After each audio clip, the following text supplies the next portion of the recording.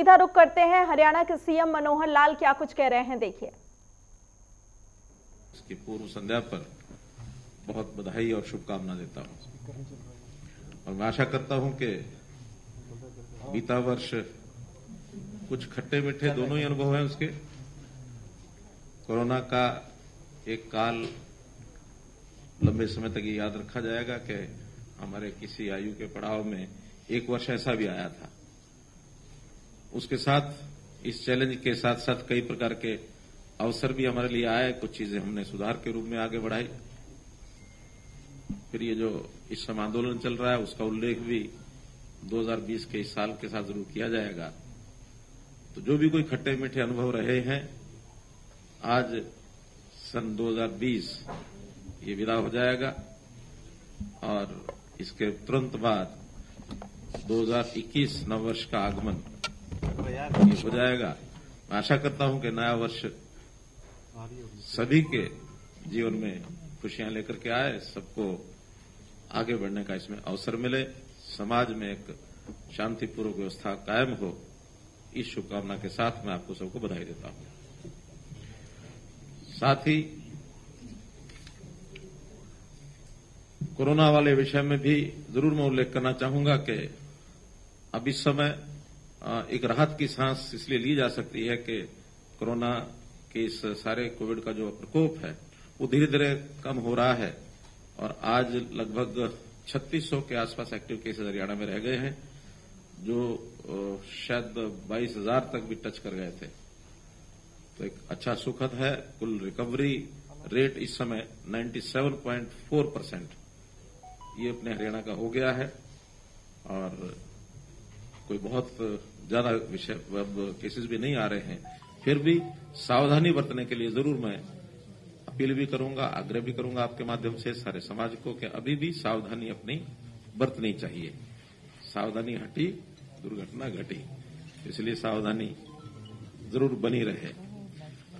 इस Covid period में हम लोगों ने कुछ राहत भी दी है और उस राहत के नाते से जो गैदरिंग है, पब्लिक गैदरिंग, वो अब क्लोज्ड जगह पर 200 की गैदरिंग और ओपन जगह पर 500 की गैदरिंग की जा सकती है। अभी भी अनलिमिटेड नहीं की है, इसको एक प्रकार से थोड़ा सा लिमिटेशन इसकी अभी भी बना के रखी है ताकि सावधानी सब लोग इसमें बरतें। हमने इस वर्ष में सुशासन दिवस के नाते से एक बात जो वर्ष के प्रारंभ में कही थी कि 2020 का वर्ष हम उसको सुशासन संकल्प वर्ष मनाएंगे और मुझे खुशी है इस बात की कि हमने उसके अंतर्गत 30 से ज्यादा पोर्टल्स और नए नए जो कार्यक्रम हमने शुरू किए, उसके माध्यम से समाज को delivery at their door step, यानी सेवाएं, योजनाएं सब कैसे उनके नजदीक पहुंचा सकते हैं।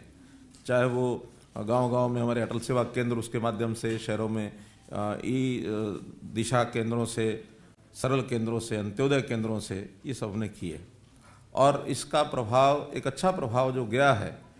हर वर्ष सब प्रदेशों में से हर विषय को लेकर किसी न किसी प्रदेश को छांटा जाता है तो उसको स्थान मिलता है।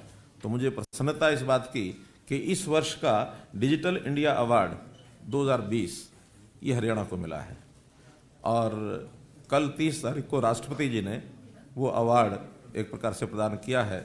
हरियाणा की हमारी टीम वो अवार्ड लेने के लिए वहाँ गई थी, तो ये भी एक बहुत अच्छा कार्यक्रम हुआ है। सभी कार्यालय उनको हम ई गवर्नेंस की तरफ लेकर के जाए तो ई ऑफिस बनाने की एक शुरुआत हमने कर दी है और इस ई ऑफिस के लगभग 38 विभाग और 4 निगम, ये सब ई ऑफिस का जोड़ दिए गए हैं। 26 जनवरी तक यानी 2021 तक पूरे राज्य में इसका विस्तार किया जाएगा कि सभी हमारे डिस्ट्रिक्ट ऑफिसेस, विभागों के कार्यालय, निगम कॉरपोरेशन, ये सब ई ऑफिस से जुड़ जाएंगे ताकि ये जो फाइलों के माध्यम से कामों की जो डिले होती है वो डिले कैसे समाप्त की जा सके और अकाउंटेबिलिटी इसमें फिक्स करना आसान होगा, जल्दी होगा कि कौन सी चीज़ किस कारण से कहाँ विलंब हुई। तो एक सुशासन के जितने भी ये कार्यक्रम हैं इसको हमने किया है। मेडिकल जो हमारे हेल्थ सर्विसेज हैं उसमें ई संजीवनी ओपीडी ये भी शुरू की गई। कोविड के कारण से जो सोशल डिस्टेंसिंग का ध्यान रखते हुए कि हम ई ओपीडी यानी अपने घर बैठे भी हम डॉक्टर से परामर्श लेकर के और अपने इलाज में उसका लाभ ले सकते हैं। ई पंजीकरण प्रणाली जो रजिस्ट्रियों का, ये भी हमको पता है कि हमने इसमें बहुत सुधार किया है। ये जो इलीगल कॉलोनाइज जो बनती थी, इसमें बहुत बड़ा एक रोल होता था कि जो डेवलपर्स थे, कॉलोनाइजर्स थे, वो ज़मीन को अनप्लान्ड तरीके से बेच करके, प्लॉट बेच करके और लोगों को प्रोत्साहित करते थे। इसको रोकने के लिए हमने सख्ती से काम किया। कुछ लोगों को परेशानियां इसमें हुई हैं, लेकिन फिर भी एक जिसको कहना चाहिए एक हित के लिए, लोक हित के लिए, प्रदेश हित के लिए ये हमने किया है। और हरियाणा फर्स्ट स्टेट है, पहला प्रदेश है, इतना सख्त स्टेट हमने जो काम किया है। अब 7A के माध्यम से जो भी कोई ऐसा एरिया जिसमें कोई कॉलोनी काट करके छोटे प्लॉट्स बेचेगा वो नहीं बेच सकता। एग्रीकल्चर लैंड को ही बड़े यानी 1 एकड़ से ज़्यादा के जो एरिया है वो उसमें बेचे जा सकते हैं। अगर एक एग्रीकल्चर लैंड 1 एकड़ से कम है तो स्पेशल परमिशन यानी डीसी ऑफिस से लेकर के वो रजिस्ट्री कराई जा सकती है।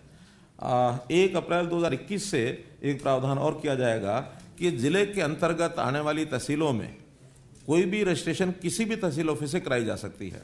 अब किसी एक तहसील के साथ बंधा हुआ व्यक्ति नहीं रहेगा, कोई भी तहसीलदार, नायब तहसीलदार उस जिले के अंतर्गत रजिस्ट्रियां कहीं भी कर सकते हैं।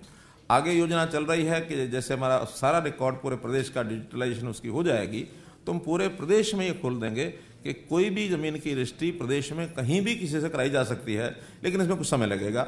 ये हमारा ऑनगोइंग एक प्रोजेक्ट है जिसके ऊपर हम काम कर रहे हैं। भूमि का जो रिकॉर्ड है उसकी डिजिटलाइजेशन ये चल रही है। वेब हेल्रिस यानी भू रिकॉर्ड जो सूचना प्रणाली है उसके माध्यम से हमने करनाल से शुरू किया था कि जो लाल डोरा है उसको समाप्त किया जाए और सारे डिजिटलाइज की जाए। जो लाल डोरा के अंदर एरिया है उसको भी रिकॉर्ड यानी रेवेन्यू रिकॉर्ड में लाया जाए। तो इस योजना को बाद में पूरे देश ने अपनाया है। स्वामित्व योजना प्रधानमंत्री जी ने 8 प्रदेशों में ये लागू करवा दी है और बाकी प्रदेश भी इस ओर आगे बढ़ रहे हैं। तो इस बात का भी हमें गर्व है कि एक योजना जो हमने शुरू की वो सारे देश में लागू है। अब गाँव में भी अपनी प्रॉपर्टी को रजिस्ट्री करा करके उसको आप मालिक सिद्ध करने के लिए वो बैंकों में और जहाँ भी कहीं हो उसका लाभ वो ले सकते हैं। ये एक बहुत बड़ा काम हमने किया है। डिजिटलाइजेशन का विषय कृषि में भी हमने शुरू किया है, खास करके मेरी फसल मेरा ब्यौरा। ये एक ऐसा कार्यक्रम चलाया है कि अब हर किसान को उसमें अपनी एंट्री करनी होती है कि उसने क्या फसल बोई है और उसके ठीक डाटा रिकॉर्ड अगर बन जाता है तो बैंकों से लोन लेना है, कहीं फसल खराब होती है तो बीमा कंपनियों से मुआवजे का विषय आता है या मंडी में जाकर के उसको बिक्री करना है। ये सब चीज़ें उसमें सुविधाजनक तरीके से ऑन रिकॉर्ड आ गई हैं। उसकी बहुत परेशानियां समाप्त हो गई हैं और आगे चल करके हम ये भी उस पर विचार कर रहे हैं कि बोने से पहले किसान की जो प्लानिंग क्या है, उस प्लानिंग में भी अगर हिस्सेदारी उसको बनवाएंगे तो फिर हम स्टेट में एक अच्छा सहयोग किसान का हम कर पाएंगे। और यदि हमारा एक जो किसान कल्याण प्राधिकरण हमने जो बनाया है उसको ये काम की जिम्मेदारी सौंपी है कि पूरे प्रदेश में किसान को प्रोत्साहन क्या दिया जाए कि कौन सी फसल बोने से उसको ज़्यादा लाभ होगा। तो इसकी पूर्व यानी प्लानिंग, प्री प्लानिंग इसकी किसान कल्याण प्राधिकरण वो करेगा ताकि ये फसलें हैं जिसमें किसान अगर बोएगा तो उसको वो इकोनॉमिकली वायबल होगा, वो लाभप्रद ज़्यादा होगा। तो ये चीज़ें भी हम आगे चल करके करने जा रहे हैं।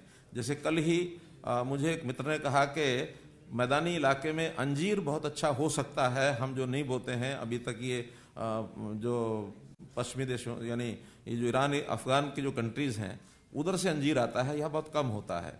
तो आज ही मैंने बागवानी जो हमारा डिपार्टमेंट है उसको कहा है कि इसका अध्ययन करें और हम यहाँ यानी अंजीर की खेती अगर हो सकती है अच्छी तो उसको करेंगे। बहुत एक लाभदायक एक मेवा है जो हर व्यक्ति के लिए उपयोगी होगा।